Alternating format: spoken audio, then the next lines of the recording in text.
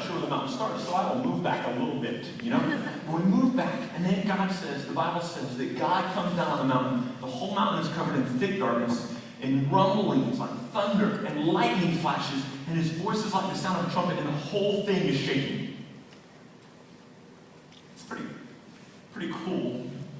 A little scary. You wet yourself the first few times you see it, probably, and then you kind of get used to it after 5 or 6 or 10 or 15 days. And Moses goes, I'm going to go meet with God. And you're like, have fun with that, don't die. And Moses goes up the mountain.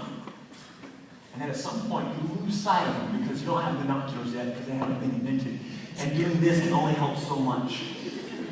And Moses goes into the thick darkness.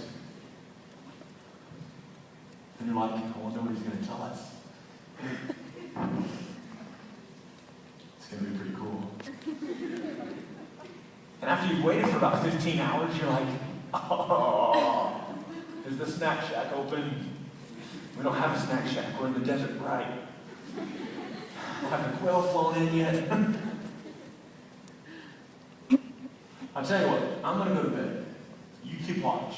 If anything cool happens, let me know. Next morning, the guy comes out. It's like, what happened? Nothing, dude. He's not back. It's been a whole day. And then 2 days, and then 5 days, and then 10 days. And they're like, when is this guy coming back? He must be dead. And so, here's what happens. Never mind the fact that the entire mountain looks like it's on fire. Never mind the fact that the entire mountain is shaking. Never mind the fact that trumpet sounds are coming out of the cloud. Never mind the fact that it is very clear that God is still there. They go, enough of this. Let's create our own God. And they go to Aaron, and they say, we don't know what happened to Moses. He's probably dead. Make a God for us. And Aaron, the brother of Moses, says, okay, take off all your earrings. So they take off all their earrings.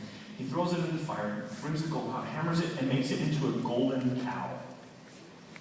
And he says, this is your God who brought you up out of Egypt. Serve him.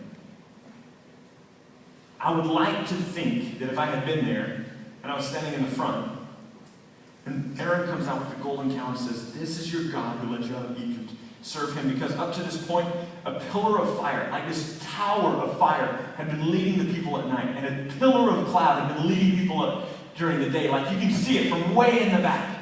And I'd like to think that maybe if I was like 5 or 6 rows back and I'm like, pardon me, Aaron, call on me, I have a question. Aaron would say, yes, Hebrew Ryan. And I would say,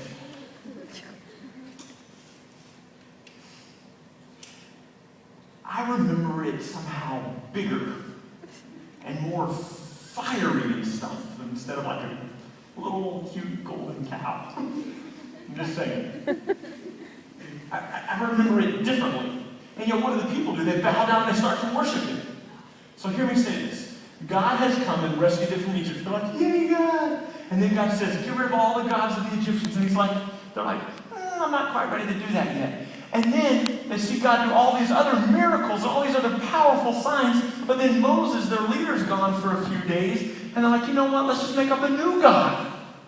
We'll call him Cowie. I don't know what they call him, but right? They come up with this brand new God. So think this through for a minute.